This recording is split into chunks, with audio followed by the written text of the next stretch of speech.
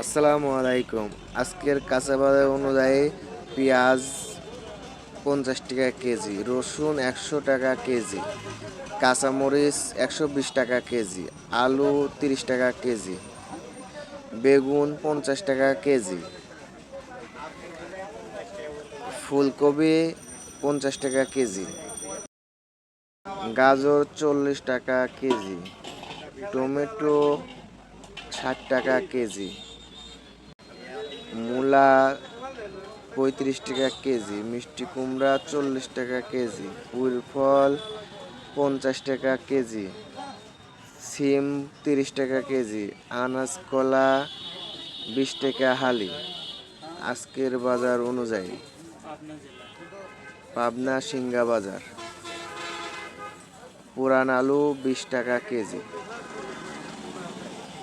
নতুন আলু কাই আলু